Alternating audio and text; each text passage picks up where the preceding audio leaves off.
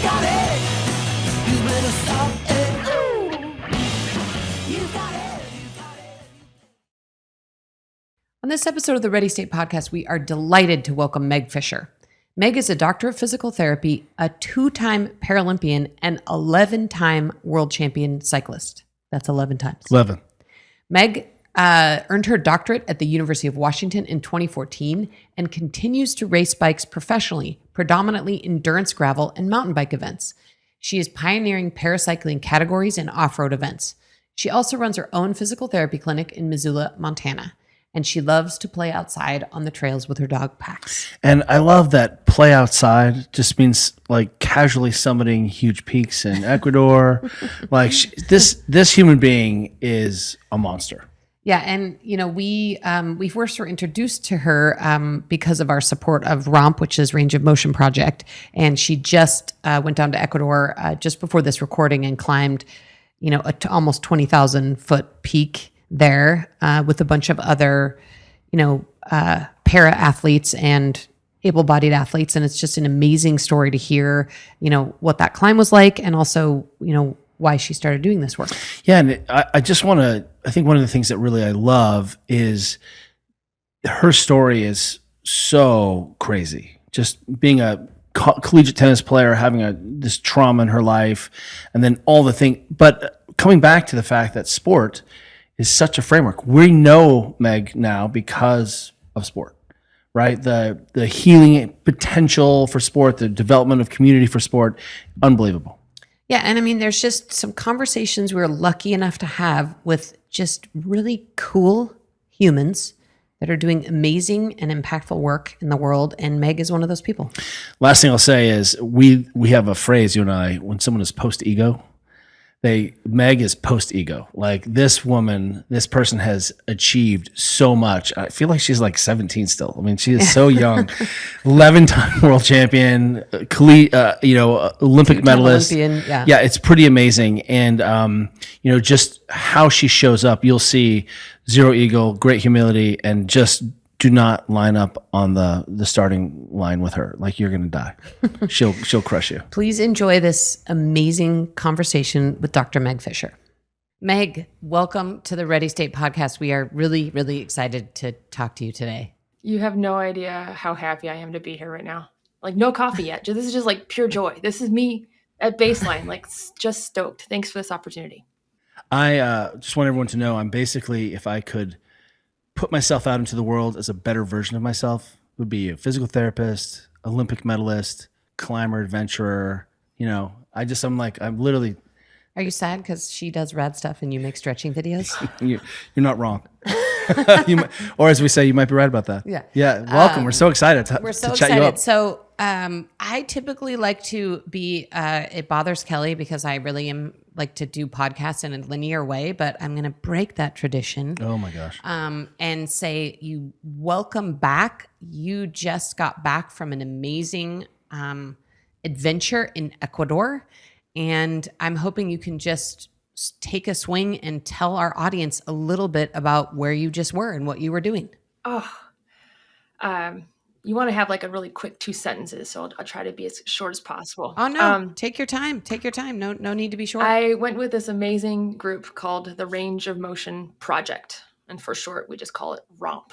And ROMP provides prosthetics and actually complete healthcare, rehabilitative care to people who need access to prosthetics. And it's a profound thing that this organization does. And about 10 years ago, they thought about how can we amplify this message? And therefore, they brought some able-bodied athletes as well as some para-athletes down to climb some of the high Andean volcanoes or peaks down in Ecuador, and demonstrating that given access to appropriate healthcare, that we're capable of amazing things. Fundamentally, a prosthetic is like an ice axe to a mountaineer. So if you give somebody an ice axe, up they go. You give somebody a leg or an arm, up they go. That really the sky is the limit. I've been lucky enough to climb with them. This is my 3rd trip. I've been to Cotopaxi twice, which is one of the most beautiful stratovolcanoes. Like you imagine a volcano like that. That's what you drew in grammar school, was the plains and then a pew. snow on the top, a little bit of smoke coming out. That is Cotopaxi. And this year I had the great privilege of joining a small team going to Chimborazo. Chimborazo is really famous in the mountaineering community because its summit is the closest to the stars and the sun. Because of its location on the equator, it actually makes it the summit closer to the sky or sun than Everest, about 6,000 feet higher. So it's just this incredible peak at around 20,500 feet above sea level. I mean, Everest is taller from sea level, 32,000 feet. We're not here to fight. Just if you bring out your protractors from the center of the earth to the top of Chimborazo, it's farther. Or if you measured from the sun to the peak, it's closer. But from sea level, Everest is a monumental mountain as well. Let me stop just for a second. I can see the multiple timelines diverging in front of me. But I want to know how one gets into mountaineering. I grew up in the mountains, went to school in Boulder. I have a lot of mountaineering friends. We have professional mountaineering guide friends. We hang out with Jimmy Chin. Zero part of climbing is interesting to me. Zero. Like, and I don't know, I split my face ice climbing. I like to backpack. I don't mind, but mountaineering is not okay. Well, How? Let me just editorialize that before you answer that, Meg, and that is that Kelly and I love being observers and readers about mountaineering. That's true. If there's a documentary, if there is a book, if there is, a podcast about I'm all in. climbing, we are all But in. like a voyeur, I'm like, yeah, nah. we're mountaineering voyeurs. So how did you, obviously I know, we know that you've connected to this through ROMP, but what appeals to you about it? And were you a mountaineer? Have you always been a mountaineer? Okay, so let's start this journey. Okay. So it's kind of long, and we'll try to just a little bit of patience. We'll circle it up. Okay. So 20 years ago, ROMP started. So it's like, this is a huge year for them. Okay. So you're like, well, why is that important? So I knew when it started. Okay. David Krupa started ROMP. He was a prosthetist student when I was a brand new prosthetic user. I had my first legs. Wow. So I met David Krupa then in Chicago, of all places. And I remember he and I were getting coffee, and he's like, Meg, I'm going to start this nonprofit. I think there's a real need that I can help. I'm going to call it ROMP, Range of Motion Project. And I thought to myself in my head, David, that's a dumb name, but maybe you can workshop that before you get too far down the road. 20 years later, he's done great. I'm right at some things, but definitely not right about this. So we fast forward 10 years ago, David reached out to me and said, hey, would you like to come down and climb for ROMP? And I said, oh man, I can't. I'm just getting back. I was racing for Team USA at the time, so I couldn't do it. And plus I thought, why walking? Again, same question. Like, it's not really my cup of tea. So if we it's walking and suffering, just so everyone knows. Like, it's immense. It's highly suffering, uncomfortable. cold. It's really uncomfortable. So, okay, we took a step back, and then we jumped forward. Now we're going to jump back again. And you're going to say, okay, 20 years ago, you were needing a prosthetic leg.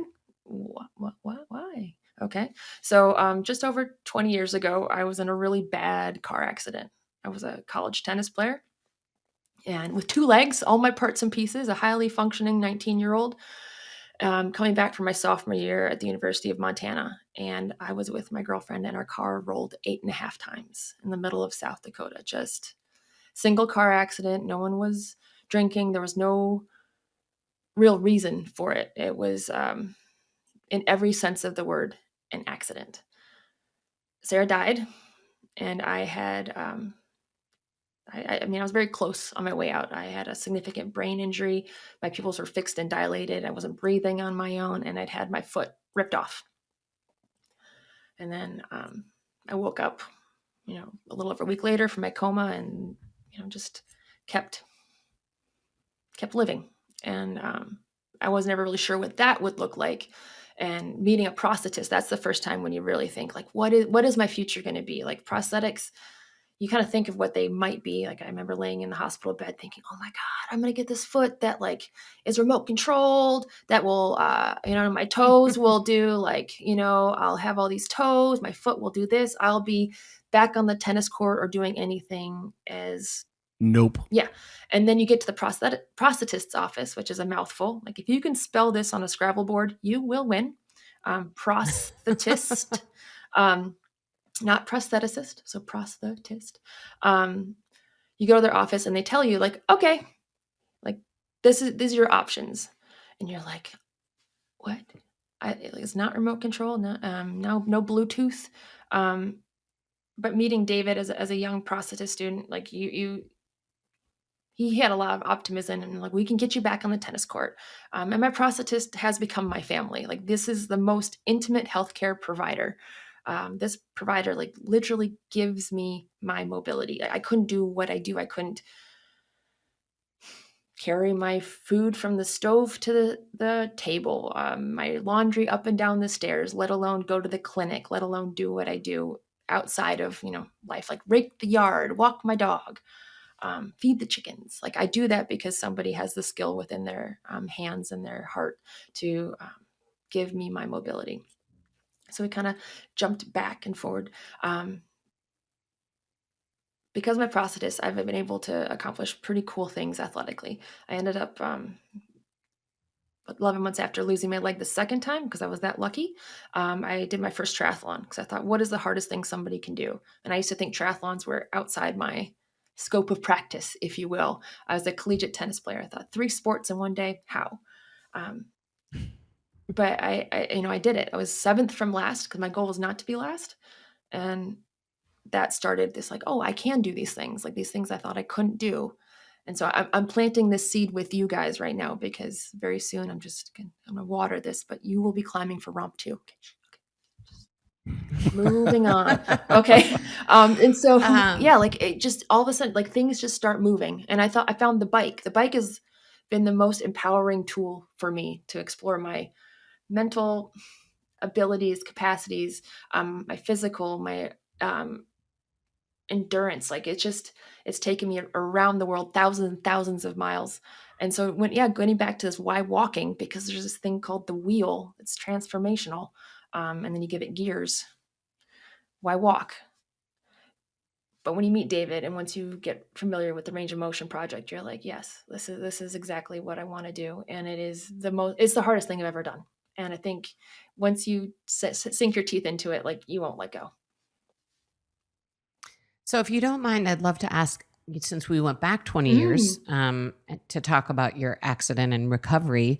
I think you mentioned you lost your leg twice. So if you're willing to share that story, and then, maybe what is it like to wake up, as an athletic young person from a coma and, have whoever, I don't know whether it was your parents or your loved ones or your doctors say, okay, well, you lost your leg, or at that point, maybe your foot, or are you just so in survival mode that you just can't even really process it? I mean, tell us, a little bit more about what that journey was like, especially the emotional side of it. Well, I mean, I'll try back on you guys. Like, have you guys ever had any injuries? Ever sprained your ankle? Maybe twisted your knee? Yes. Maybe had some shoulder impingement? Something, Yes. I mean, common things, numbness, tingling, like it's, all of us will experience some form of impairment at some point. Hopefully it's temporary. And what's the incidence of low back pain? There's a lot. Only 100%. Yeah, It's like it's a high You're incidence. Death, taxes, low back pain, osteoarthritis. It's true. One of the things that I think is amazing is that you have a framework as an athlete. You're a collegiate athlete in Montucky. Good on you. Were you in Bozeman or Missoula? Missoula. Oh, love that town. Bernice's. Shout out Bernice's. One of the things that Julie and I are working on right now is a book around sports and youth. Yeah.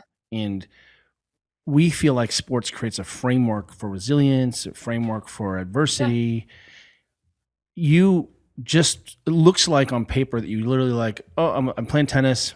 this gnarly thing happens, transforms my life. And then you just go on to be like, I'm just going to switch gears and become an Olympic medalist. And then I'll, do you ever think that if you weren't an athlete, you might not, because I feel like everyone's career ends at some point as a professional athlete. My career ended with a really gnarly neck injury. And I'm not trying to equate them at all, but saying that it was a real existential crisis for me. But I had this framework of, I know how to exercise, I know how to train. Yeah. And then I just started working towards a new goal or a new activity because it didn't matter what the framework, the framework remained the same, but it didn't matter what the activity was. And I feel like a little bit from the outside, I know there's a few steps in there of loss and mourning and travesty and just horror, but also it looks like there's just a straight line. You just decided to change from being a professional tennis player to being a professional cyclist. Well, I think probably our lives have quite a bit of similarities in that, like, first of all, we're all more similar than we are different. So like you could look at either one of our trajectories and be like, how do I turn into that? Like, how do I write the next best-selling book? Or how do I get to wear the stars and stripes? Like, I don't have that answer. I don't have that combination. But the thing is that you just keep living. And then those opportunities present themselves to you, and you don't really plan it. I don't think you planned to be here 20 years ago from your journey. Like, I didn't plan to be here. Like, I have had this book for a very long time. And to think that I'm talking to you right now is surreal. Okay. So like, blows me away. But, so when I woke up in that hospital bed and I looked down that I didn't have 2 foot bumps. Next time you're in bed, like, look down under the sheets, you've got 2 little mountains. Those are your feet. You can make them dance. I looked down and I saw that I had 1 foot bump. And waking up from a coma kind of feels like a bad disco. Like the lights turn on and then they go out. And you have no control of any of it, which is kind of nice because the lights come on, you look and you go, where am I? And then you're gone again. You don't really have time to process that. And I remember waking up and looking down going, that's not good. And that's it. And then later on, I would wake up again and go, oh, and then somebody gives you a tidbit of information. And maybe they had to give you that information over and over and over again. And maybe you thought you lost your leg because you were playing for the Chicago Cubs and slid into home base. And that's called a traumatic brain injury. And I thought my nurse, Pete, I called him Sammy because I thought he was Sammy Sosa because I couldn't see him because my eyes were swollen shut. Anyway, long story short, like, you don't come into your reality immediately. And I think truly almost with any injury, you don't know that reality initially. Like, you hurt your knee, you don't know if you've torn your ACL or your meniscus, it just hurts. And you kind of quickly assess that and you think maybe it's not so bad, right? Or something along those lines. Your shoulder hurts, you don't know what's going on. You don't really know what the next 6 months, if that's career ending or what have you. When I woke up and saw my foot was gone, I knew my tennis career was over. And I thought, oh no, that's not good. I have to tell my coach.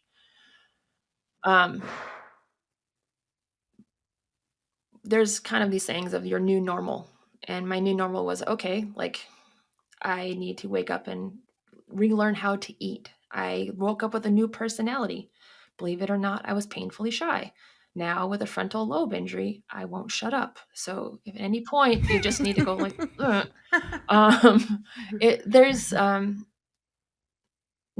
I had to learn words again. Had a little broca's aphasia. I had trouble swallowing. All these things. I couldn't sit up on my own. I couldn't feed myself. I couldn't go to the bathroom. I became an infant in many ways again. I'm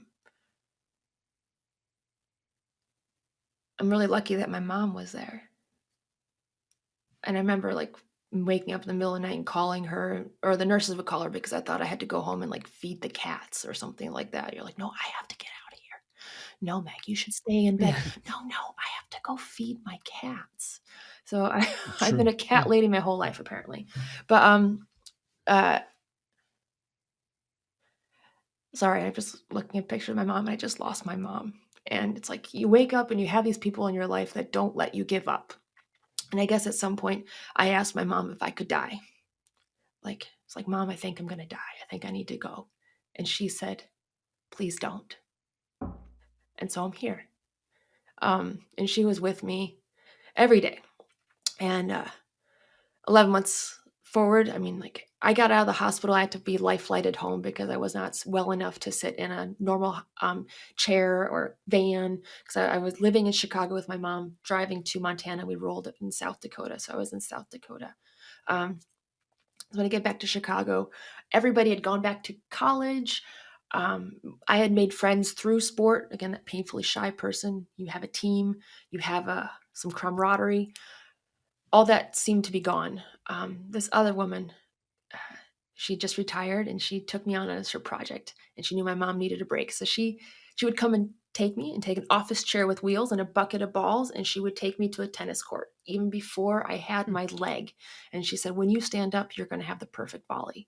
And so she would just lob balls to me, and we would hit volleys,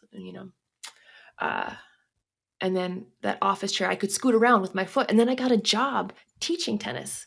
And so I was teaching tennis to kids. And then when I got a leg, I could stand up and I could stand next to my hopper and feed balls. And then I thought, oh my gosh, like tennis, getting back to sport, going back to what you said, Kelly, is like how you have, this framework, and we can talk about any injury. The greatest predictor of outcome is your prior level of function, right? So I remember playing tennis, and then I realized I can go back to school. I can figure this out. I went back to school for a semester. I had really bad ankle pain, foot pain, because what was left of my foot was incredibly not good, not functional. So 11 months, again, after my first injury, I lost my leg a second time. I played tennis like the day before, went in, walked in to have surgery, and left on crutches. And then the rest is history. 11 months after that second surgery, I did my first triathlon. It was probably maybe a bit of stubbornness. My mom would also call me very stubborn, and that's okay. Like, who self-describes as stubborn? You guys don't? Oh, just you? Really? Oh, surprise. Oh, Wait, you're definitely stubborn. it's not a bad I was looking at him. I was thing. like, is he for real right now? It's not bad. You I want to frame for people. I've been to Walter Reed. We had a local gentleman who shout out Stefan, who lost his leg in a rollover.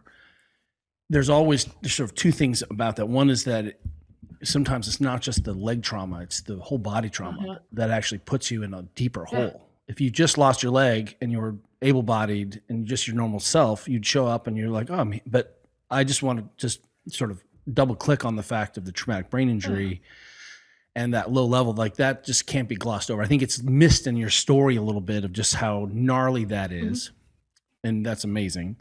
And the other thing is I just want to paint a picture for people that 20 years ago, the prosthetics that were out there weren't awesome. We were starting to see it. I've been to the Center for Intrepid with the Army in Texas, and I've seen all the cutting edge things we've learned since then. But if you can think of the Olympics, Paralympics, and people running on those legs 20 years ago with what we're seeing today, it's pretty remarkable. But still, there's such a huge gap. I just think it's amazing that you were like, well, okay, I'm just gonna work this out. And if you had your leg today that you had 20 years ago, you would just be like, can I see your cell phone from 20 years ago? Can I see what your car stereo looked like 20 years ago? I feel like it's in the same order of magnitude. It's pretty amazing. You've been on this cutting edge of like what's possible, I think, with prosthetics. It's really amazing that and then I want to, how did you become a physical therapist? Because that framework for me is really like you are the golden child for our profession for saying what's possible about being a anyway, I don't know what the question is here, but I just want to double click on this. What are you talking about? I don't know. Well, it's just, again, my brain is spinning because I've been on the pointy end of working with people after trauma, and the distance you've traversed is really remarkable. Well, let me frame a question. I mean, is the world of prosthetics dramatically different in the 20 years since you got your first one? And I also just want to, before you answer that, I want to make the comment that, when we were working with Steph as he was recovering from his own injury, I think as a layperson, I sort of thought that it was like, well, if you lose a limb, they're just like, oh, here's your prosthetic. And I was shocked to see how long it took. And how the socket doesn't fit, and then the new How, yeah, leg, and just the, what to the get a stump little bit of shrinks. a glimpse into his process of getting a prosthetic was super eye-opening for me. And I don't know, tell us a little bit about what that's like, and what's been the universe of prosthetics since you started. So step one, what do you describe on your body as a stump? You guys. On Yeah, my own yeah, body. My fingers. Okay. Yeah. Fingers. Right. Because I don't describe anything like that. So that is like super cringy to me, because like very few things on our body are stumps. Trees are stumps. Branches are stumps. Like if you want to talk to me, like say, hey Meg, how's your leg doing? I'm going to guess you mean my left leg. And if you say left leg, I'll go, oh, I know exactly what you're talking about. If you say my right leg, I know exactly what you're talking about. Say my left foot, I know exactly what you're talking about. Say my right foot, I know exactly what you're talking about. If I ask about how's your incision, I'll know exactly what you're talking about. There's at no point is there a stump on. I will argue that in any hospital, on any soapbox, if you come to me and say, Meg, my fingers, my stumpy little fingers, I will say, yeah, you got stumpy little fingers. Those fingers, they're little, they're chunky. But because you told me that those are your stumpy fingers. But at no point do I ever, this is important, I think, in healthcare, that we talk about, again, patient first. We talk about somebody's abilities first and foremost. So I'm not trying to spank you at all. But I'm just trying to say, No. I appreciate it. I was trying to use the language that sometimes is reflected in me, because we were taught residual limb. I just use left leg, right leg, residual limb. But people are like, it's not my residual limb. It's my, But that's for them to describe to you. And then right. I will then encourage them to say, okay, why do you call it that? Is this not your left or right leg? Because oftentimes when we're working with patients after they've torn their ACL for their third time, you have to build somebody's confidence in that limb again. And you don't want to call that right. My bad knee. I'm like, no, it's not. No, exactly. Right. So I appreciate this opportunity to share this to a bunch of people. It's like, sometimes you got to challenge people and say, no, it's not your bad knee. No, it's not your bad ankle. That is your favorite ankle, because it's what you got. And yeah, it might hurt you. Maybe it's been untrustworthy in the past, but how can we, maybe it's the fatal optimism of a physical therapist and a Cubs fan. Okay. But I really encourage people to talk about themselves when possible in loving terms, in ways that we have left rights. And so how have prosthetics changed from my very first prosthetic to the one that I have now? In many ways, not that much, which is surprising. There's been a lot more advancements in upper extremity prosthetics, because upper extremities, non-weight bearing. You can have a lot more myoelectric. You can have a lot more sensories embedded in people's brains. That's been new. And because again, non-weight bearing, you can do all sorts of cool things. People with upper extremity prosthetics often don't like to use them because there's no sensory feedback. Hugh Herr has just come out with something. It was a really cool podcast, and now I can't recall what it is, but it's like neurointegration, where even in lower limb prosthetics, he's able to embed into their nervous system some sensors that give people the sensation and feedback from their foot to their brain. And it's Hugh Herr is amazing. Elon Musk of prosthetics. So look him up. But in general, with lower limb prosthetics, especially somebody who's super duper active, I'm going to break it. If it's too fancy, that's vulnerability. If I see something that's, again, myoelectric in my foot or in a knee or something, individuals can't get them wet. So actually down climbing on Rumiñahui, this really tall mountain in Ecuador, there was just this monumental deluge of rain, and some of the people who had some of the sea legs or the microprocessor knees had some difficulties because they got wet. So all these really cool advancements have some drawbacks. And so as somebody who is pretty hard on my feet, I can't go for a lot of fragility. It's got to be pretty darn reliable. Like I put my foot there, I know where it is. It's not going to break. I can carry a backpack. Let's go. They have gotten a bit better because we know physics, lever arms. Lever arms is where it's at. If you see people with 2 prosthetic legs, you can make that person as tall as they want to be. And so therefore you can make the lever arms pretty dang long. Lever arms or springs, because carbon has some energy returning properties, whereas wood, not really, just kind of dampening. Steel, dampening. Aluminum, just stiff, doesn't even absorb shocks. It's just bang. Titanium, too soft and expensive. So we have carbon feet that act like springs. So you load them up, they compress them, and then pow, they shoot you forward, kind of like Tigger's leg. So if you have a bilateral prosthetic user, you can make those springs super duper big and maybe make them run almost possibly faster than somebody who has maybe an intact limb and a single prosthetic, because that single prosthetic has to match the intact limb. You can't make them taller. So that was actually some of the discussion with Oscar Pistorius was running in the Olympics. They were asking, like, is it actually fair for him to run? Is he at an advantage? Is he not? And that is some of the discussion. That there's a really awesome lab in Boulder by Elena Grabowski. I've gotten to run in her lab a few times, and she has a metabolic cart as well as pressure sensor treadmills and motion detecting equipment. And so they can see, like, is somebody truly at an advantage? And prosthetics have advanced mostly by elongating the lever arms, which is, yes, good. Is it like earth shattering? No, not in my opinion. Not yet. I have gotten to run and walk on some of the stuff that the VA is coming out with, similar to the Hue-Her hydraulic ankle.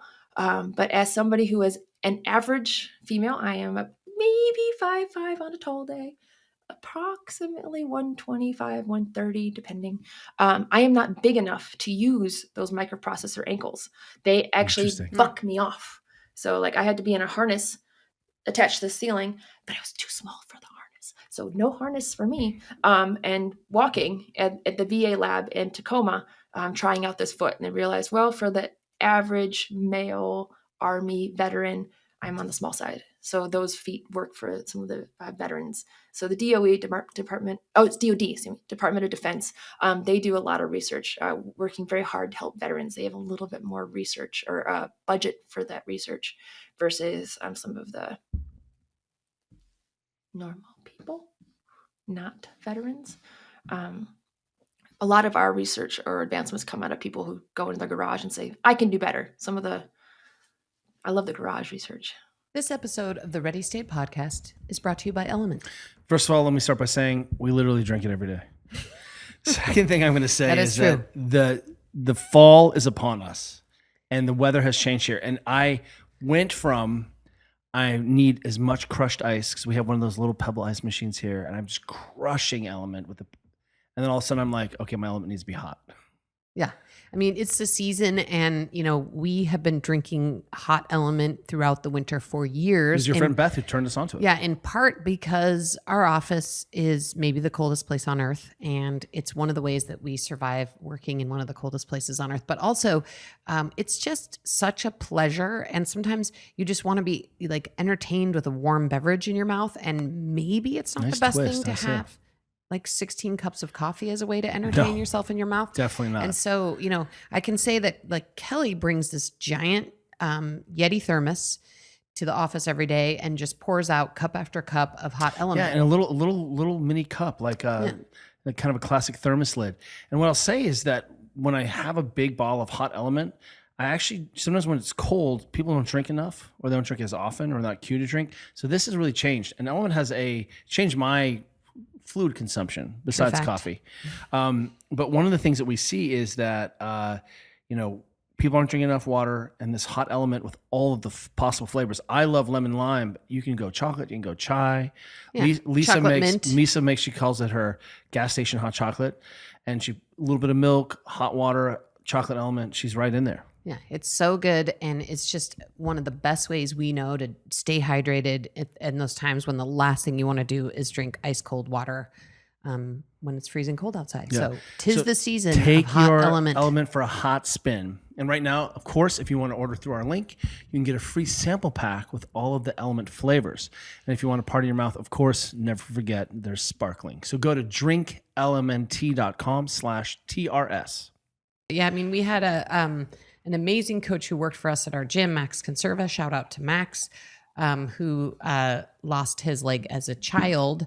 And in fact, the first time I met him, he came to our gym. Injured his leg. Injured his leg. And first time I met him, he came to the gym and he actually had, I think, like a bag of legs. He had like 3 or 4 prosthetics, which I thought was awesome. It was the first time I'd ever seen that. So it was sort of depending on what activity we were doing. He was like, I'm going to need this leg or this leg. But he also, started an organization called the Good Leg Project because, he was so into tinkering. He's working at UCSF. Yeah, with UCSF and tinkering and improving upon his own prosthetics, which was amazing to watch and be part of. Yeah, very personal. Yeah. And then, one of the interesting things I just want to tie back around is when our friend Stefan came in, he'd played water polo at Davis. He's an incredible athlete. And, it's one of the first things I said is like, what does your life look like? What do you want to do? He's like, I really want to surf. And I was like, great, let's surf. Yeah. I think he's like, you serious? And I was like, yeah, you'll be surfing within a year. And I just saw yesterday a photo of him catching a like head high hollow tube surfing, standing on both his legs, not Kneeling. paddleboarding, but actually doing it. And it's been a challenge for him to find the appropriate leg that handles the seawater well. So, as you're saying. Oh, well, for most prosthetic users, salt, I'm going to just say like sweat is everyone's worst nemesis. And so any water, corrosive, not just corrosive, but like, if you stand up here, but like, so like your arm hangs down. Which way does gravity go? Down. You sweat goes down. Same with your leg, everything goes down, or you get wet, you get splashed by a wave. And all of a sudden, however your limb is suspended from you, whoop, there she goes. So you, I think, have such a unique perspective as a physio.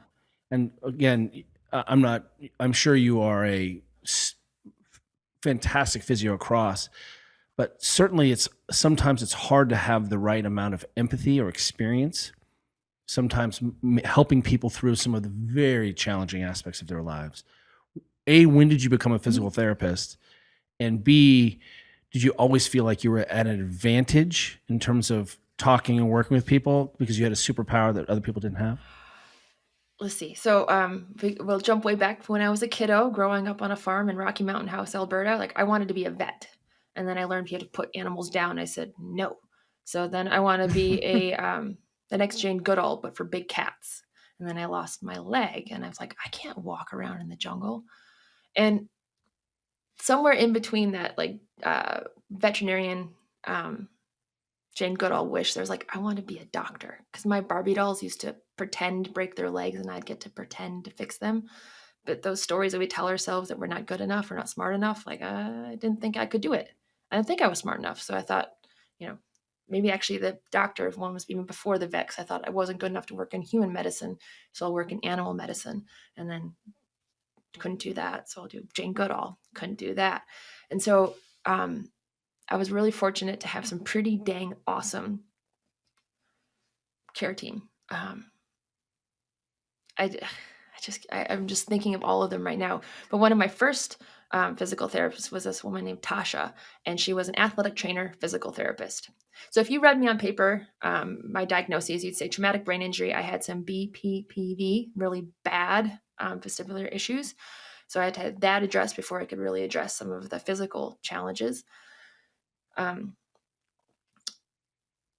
They tried to put me in inpatient rehab. They had tried to put me in, low table mats. The heaviest weight is about 5 pounds. And there's a new step, which is a recumbent sitting like stair machine.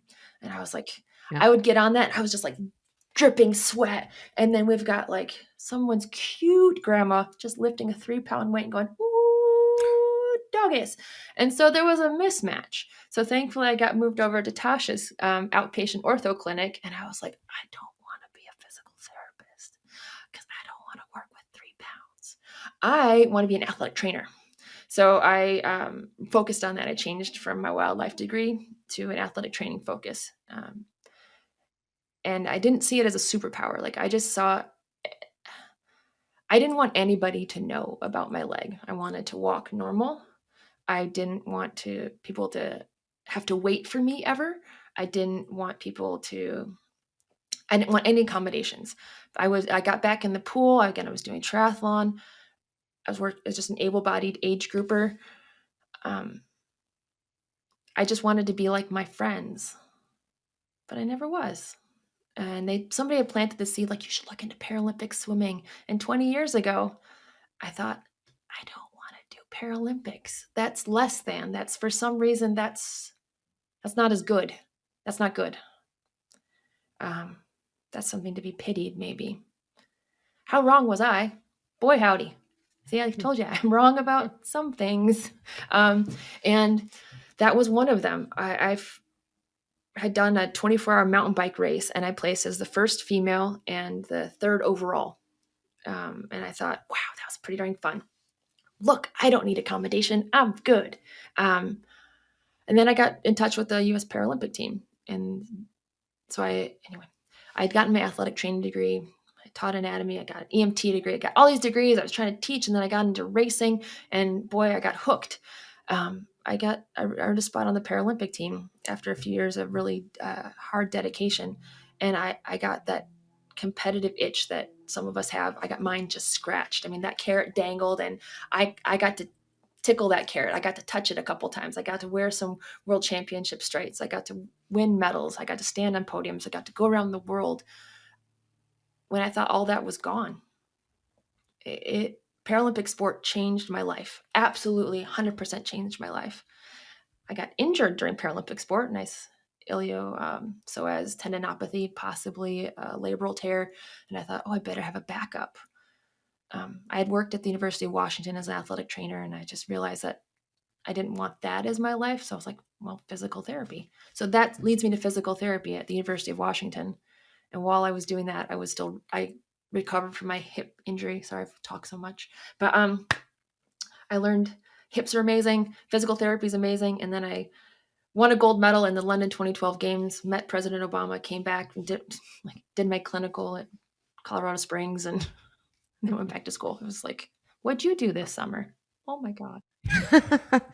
And what do you think, how was it a person, or was it just growth as a human? What sort of changed your mind about and willingness to compete as a Paralympian and sort of let go of this idea that you didn't want to have any accommodation? And which, by the way, I completely understand. And I feel like a lot of young people in your position probably feel similarly, like, look, I'm a total badass. Like, I just won this 24-hour mountain bike race against, in the open category. Like, why should I be a Paralympian? But how did you change your mind about that? Because I got to join a community of people that look like me. There's so much power in representation. And so living in Montana, we have a lot more people now. Thank you, COVID, or just life. And that's awesome. That said, I don't know of any, there are very few para-athletes in Montana. But that said, like, there's lots of people who use prosthetics, but we're just so spread out that we don't see each other. And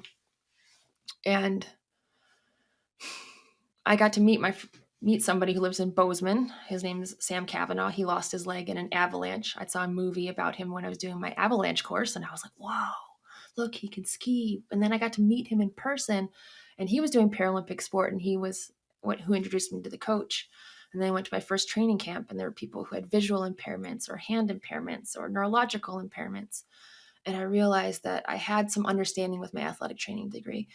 And then I had the capacity to understand biomechanics. And then I also had the genetics to just suffer. I'm really good at suffering. I'm really good at doing something for a very long time uncomfortably. And so it just all kind of formed and flowed together. And it was very natural to go onto my physical therapy degree. And it's really natural to practice as a physical therapist. And do I think of it as a superpower to have had all this trauma or injury? Maybe. Sometimes, but Certainly a superpower to be an athlete. yeah, I mean, I definitely wear pants most days because when I was working, I've worked in hospital, I've worked in IRF, I've worked in outpatient.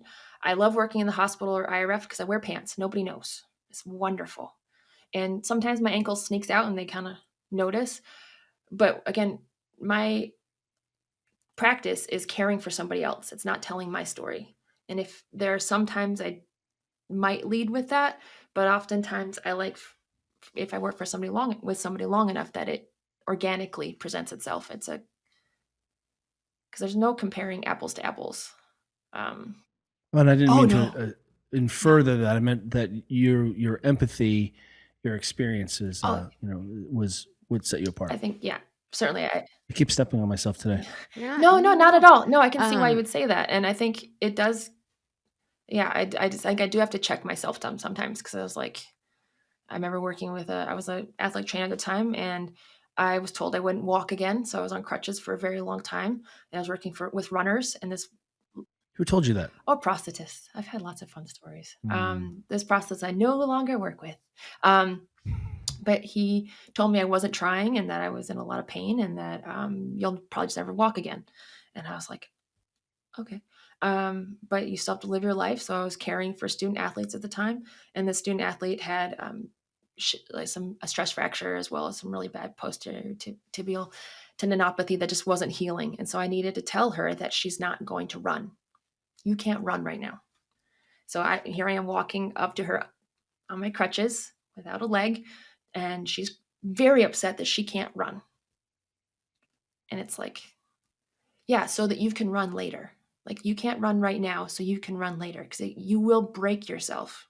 This will be bad for you in the long term. You can't run right now. And she's very, very upset. And, but at no point was I like, look, I can't even walk. And you're complaining about running a 10K, like perspective. And that's not what I'm trying to say at all, but I think sometimes it does give me perspective or it gives my words weight or having raced with people with all different impairments. When I was working in inpatient rehab, we could work with individuals and say, okay, we're going to do intervals on that new step. You are an athlete. We are all athletes of life. Gravity never takes a day off. So let's do this together. You can empower people. Some people really love to feel like they're an athlete. Maybe they want that competition. It worked for me. Not for everybody. Worked for me. Works for some people. So do you feel I as a again just fan of sports, I feel like the Paralympics are starting to get the attention that they deserve. And I don't know what's changed. I don't know if I don't know if the Paris Olympic organizations just did a better job, but I feel like it's much more on my own radar as a fan of sports than it has been in the past. Is that your experience? And is that the case? I mean, it looked to me like the stadiums were full.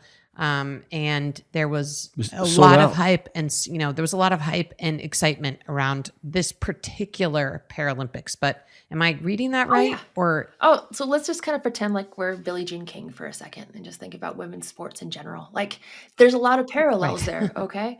So when I first got into Paralympic sport and in the North America, Paralympic sport was often confused with the Special Olympics, which is a very important organization. And Special Olympics is for people with cognitive or developmental delays. And that's where everybody is a winner. I can't stress how important that is. In the Paralympics, it is cutthroat. It's awful. It's wonderfully awful. Yeah. People are mean. People are competing for very finite resources. It is incredibly competitive. And again, you take a competitive person, it is like, rah, my fingers are tingly. I love it. If you go to Europe, Paralympic sport is equal to Olympic sport. When I was in London, it was deafening in the velodrome. The London Paralympics were better attended than the London Olympics. However, North American media did not follow with that. And so it's just kind of like an unveiling in North American eyes, and I love it. I'm totally here for it. And part of that is this wonderful media. A lot of this is this representation. A lot of it is like everyone's watching women's sports. It's the U.S. Women's soccer team. It's now the U.S. Olympic team. It used to be the U.S. Olympic team and then the U.S. Paralympic team. Now it's the U.S. OPC. There was the rebranding. Yeah, thank you for bringing that up. I was just going to ask, I remember when that switch happened and I was like, oh, look, Yeah, it didn't. these are our athletes and why are we separating that out? And I don't even know when that officially happened, but It's about 5 years ago. Yeah, about 5 years ago. Amazing. Yeah. And so when I first Obvious. got in, I mean, it's so subtle and easy. And you're like, why didn't we just do this the first time? Good question. Right. You're like, why didn't we start this way? So I would love if we could to go back a little bit to climbing and romp. Oh, because you're and if you coming could next tell us year. a little- Yeah, fantastic. Yeah. Oh, Rebecca Rush, Yeah, she's that- coming too. So we're gonna have a party. I mean, that's what she said. So, let's see. Well, one of us is a collegiate rower and a world champion with Rebecca. Rebecca is a decent athlete. She's okay. So the three of you are going to have a great time, and Yeah. I will be your Sherpa to the point where you start having to suffer at mountains. Yeah, well, so, ice axing up a mountain with crevasses is way outside my comfort zone, but I have this rule that I am trying to say yes to things that make me uncomfortable. Yeah. So that certainly fits the bill. It's going to be great. So tell us a little bit more about, specifically about what the work ROMP is doing. And, is it in the US? Is it international? Tell us a little bit about the impact of ROMP. And then I'd love to ask you for more questions about the actual experience of the climb and the other climbs you've done. So again, the Range of Motion Project provides prosthetics to those in need. They've been able to deliver over 5,000 prosthetics. And it's not just giving somebody a leg. It's like not just giving somebody a fishing rod or whatever, giving somebody a fish. It's like you are giving somebody the skills to use that limb. So there is comprehensive healthcare around that, whether that's gait training, going to their home, functional therapies, and so forth.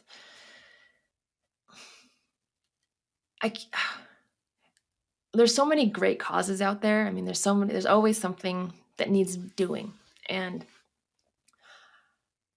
I just get so excited about ROMP, and it's so easy to lead forward. It's like, you can't do anything. That's not true. It is very hard to do almost anything when you're on crutches or in a wheelchair. And in countries outside the US where ROMP practices, which is in Guatemala and Ecuador, they're soon to open actually another clinic in another country. This will be announced, I think, in the next month.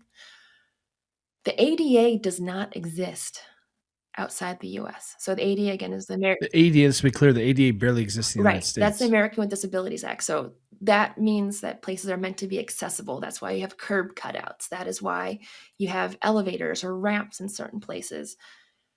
That's not how it is all over the world. You go to first world developed countries, even in London, it's kind of tricky because it's such an old country that a lot of the infrastructure, they've really forced, and sometimes really cleverly so, like elevators or ramps into these very tight places.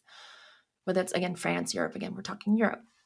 But when you head into Central or South America, my mom used to live in the Dominican Republic for 13 years, and I often felt guilty walking around because I would see individuals in wheelchairs. Wheelchairs typically have 4 wheels, and those individuals wouldn't have all 4 wheels. And that chair that they might be sitting in might not be like a wheelchair, but a plastic deck chair, zip tied and duct taped to the axle of that wheelchair. And so they're working very hard just to beg for food or money for food. And the place isn't very accessible. And in Ecuador, it's a wonderful country. It's beautiful. The people are lovely. I just look around and go, how could I use a wheelchair here? How could I use crutches here? Crutches were hard enough in Seattle because that's steep and slippery and rainy and goodness. And the older I get, the harder crutches get. I was on crutches for about 2 months this summer, and I wasn't sure why I couldn't walk, and I wasn't sure if I would walk again. I wasn't sure if I could do ROMP. It's amazing when your abilities get question, whether it's a sprained ankle again, whether that's, I mean, crutches are awesome, but they really kind of suck. It's very hard to care for people on crutches. Anyway, I digress. So ROMP is really efficient in what they do as well. In Ecuador, they use American money, cool, but they don't have inflation. So you can get a cup of coffee for $2 and not $7. And so when you donate to ROMP, you think about, well, up here in North America, prosthetic is generally $15,000, give or take, maybe 8 to 15. If you want a microprocessor knee that just Right. they can make a prosthetic limb, below knee prosthetic for $1,500. So you can make this Amazing. massive change in somebody's life very easily. I don't know what more I can say about that. So the Range of Motion Project, climbingforromp.org, they change lives. I got to watch somebody take their first steps after a couple years this last week, and you're like, just, you can't give somebody perspective until they have it. And you don't know what injury is like until you have one, right? Like, you don't wish it on anybody. But as soon as you can give somebody mobility, it's freedom. True. Yeah, we obviously are huge fans and supporters of ROMP at every level. Thank you. And what I'd love to hear a little bit about is, who are you climbing with? And, was it new climbers? Who joined you, or who was, climbing Cotopaxi while you guys were doing your mountain? Yeah. Who's there? And, are these serious mountaineers? Are these, who is there? Who's with you, and what's it like? What's the experience like? So in North America, we don't have anything really that high.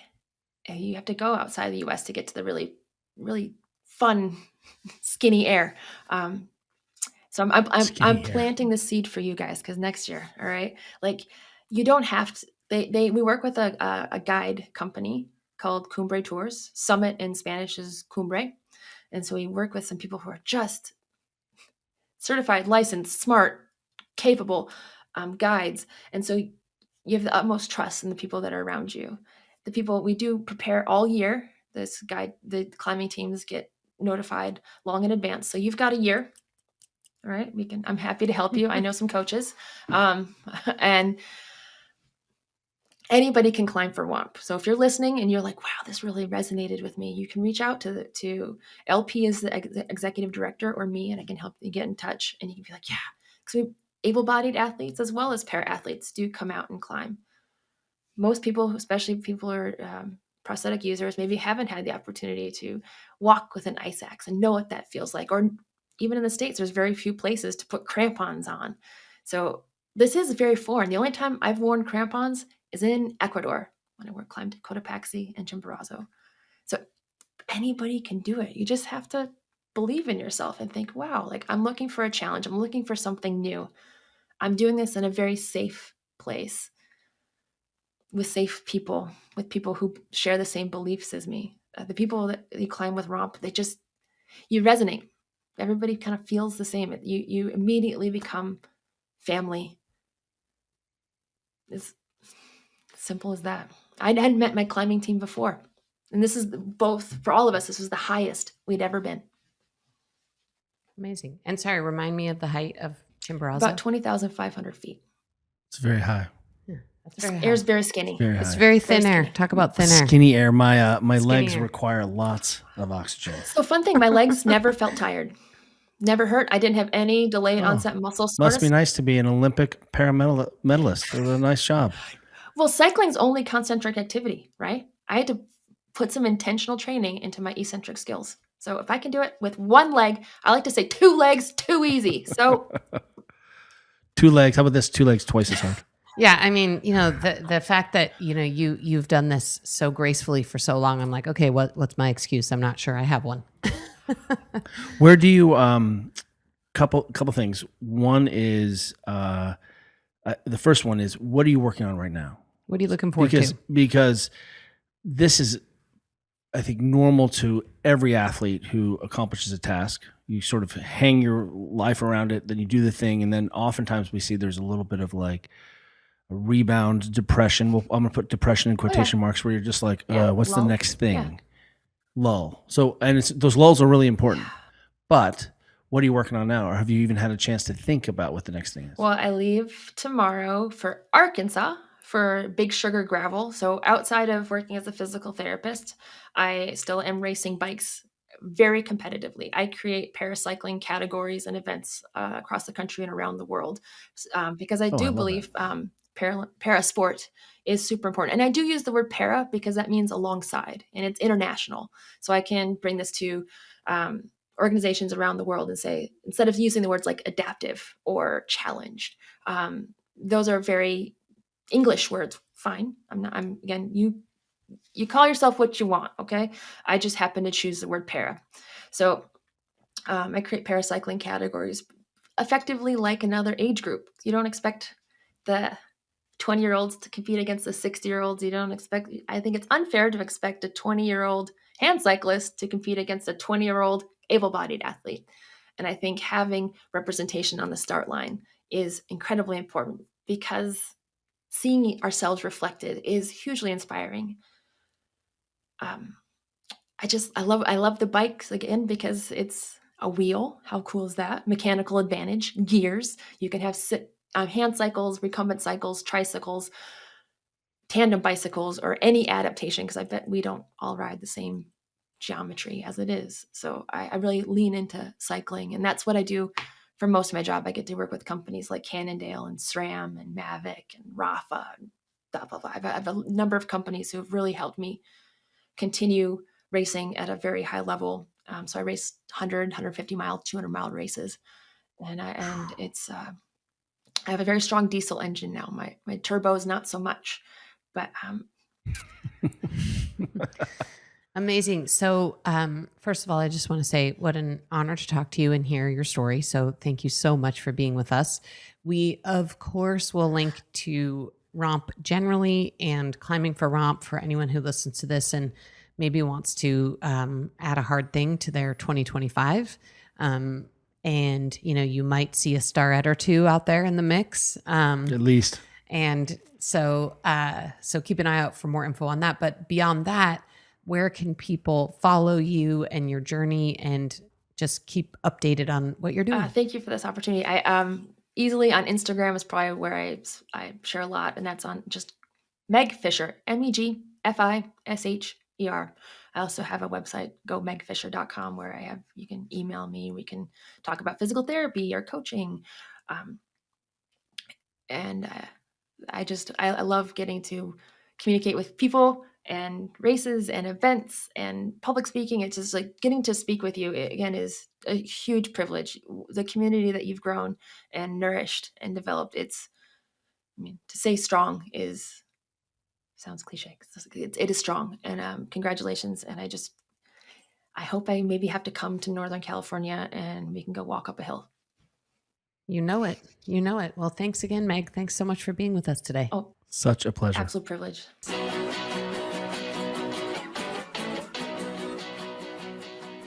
Thank you for listening to the Ready State Podcast. If you like what you're hearing, check out all our episodes here or at thereadystate.com. And be sure to subscribe and leave a review on iTunes to help others find our show. Check us out and follow us on Facebook, Instagram, and Twitter at The Ready State. Until next time, cheers, everyone. You got it. You better stop it.